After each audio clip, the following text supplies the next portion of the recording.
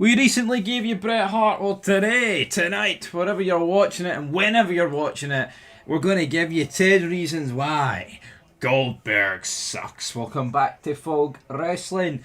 A lot of people didn't take too kindly to us bashing Bret Hart. We had a few people recommended that we do this video on Goldberg, and I tell you what, it doesn't matter how great you are in the wrestling business. No one is safe from a 10 reasons why or a 25 reasons why on Fog Wrestling. But of course, as we know, some people suck more than others. Maybe one day, Vince McMahon, Stone Cold Steve Austin, maybe one day they will be victims of this list, but that's for another day. Today is about Big Billy Goldberg, and here is 10 reasons why he sucks. So let's get into it. Reason number one: he ended Bret's career. Now, to be honest, folks, I've actually defended Goldberg quite a lot with this, but it's undeniable. He did end the career of Bret Hart with that kick.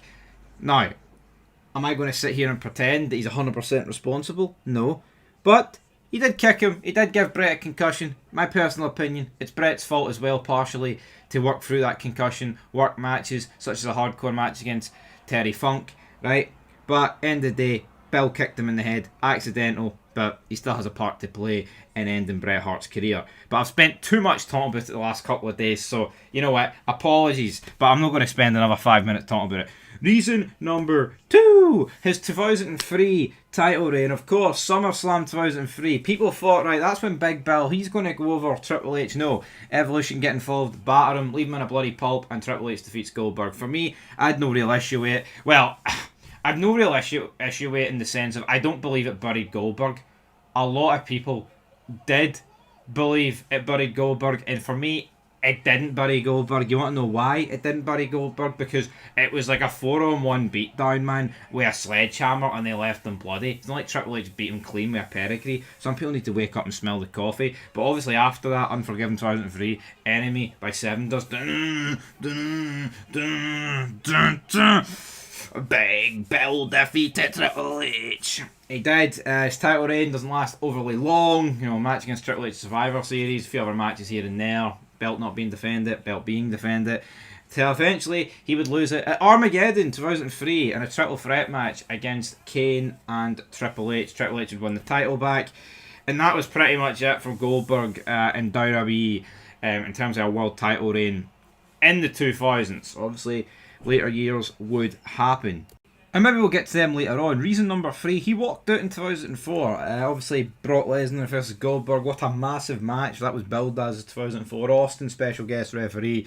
But word obviously got out that both Brock and Goldberg were both walking out. And the match got sabotaged and it never really lived up to that. I mean, honestly, like watching like a match card from 2004 and you see like Brock Lesnar versus Goldberg come on the screen with Austin as a special guest referee, it really wonders like why, how it did flop. But the fans turned on it. Can I overly blame the fans? No, the fans felt a wee bit betrayed. And it's unfortunate, but here, he walked out, damn it. He walked out. Reason number four, movies. Right. Movies. He's in that movie, Santa Claus, or is it something to do. He's not the best actor as Big Bill. Let's put it that way. That's Santa's Sleigh, I believe it might be called, in 2005. I mean, it's a funny enough movie, but Bill Goldberg, he's not the greatest wrestler to turn actor, put it that way. Not that he has an extensive catalogue, but he still appeared in a lot of stuff. Reason number five, he's injury prone.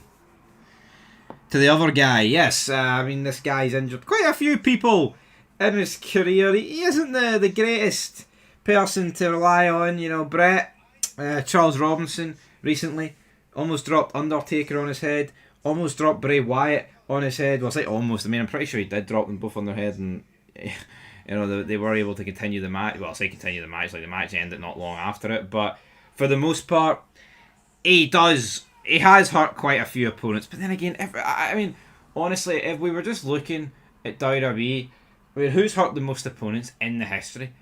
You know, it's a contact sport. It's very physical, as fake as it is. But end of the day, my friends, what can you expect? But he has he's probably hurt more people than the average wrestler, put it that way. Reason number 6, his streak in WCW was massively inflated. Like, yeah, they'd talk about house shows, oh, he did this at the local gym, right? But it would go from like 17-0 to 51-0 to 72-0 to 101-0 to 140. You get the gist, right? It was very inflated, and it kind of took away from it, in my opinion. Anyway, moving on, pal. We have got... let's see here. He's limited in the ring. That's number 7. He is very limited in the ring. I mean, pretty much a Goldberg match is the exact same each time. Now, to be fair, some are longer than others, right? That match against Gunther that he worked was definitely a different style than what we've seen prior. I mean, a lot of like the matches with Brock, you know, were like 5-minute squash matches. Like match against Ziggler was like a couple of minutes. Match against Kevin Owens was 17 seconds. I mean, the match when he first came back against Brock was 58 seconds. I mean, back in the day, he did work longer matches. And you know what? If the guy's older and he's limited, then you may as well work around that. And I think for the most part they did. But I'm not going to sit here and say Goldberg was the greatest guy in the ring. He really wasn't. But here, not everyone needs it. Speaking of being limited, reason number 8, limited on the mic. He's an alright guy on the mic, but I think it just, to me, it sums up the decline of wrestling, folks. Like, see Goldberg in the 90s and the 2000s.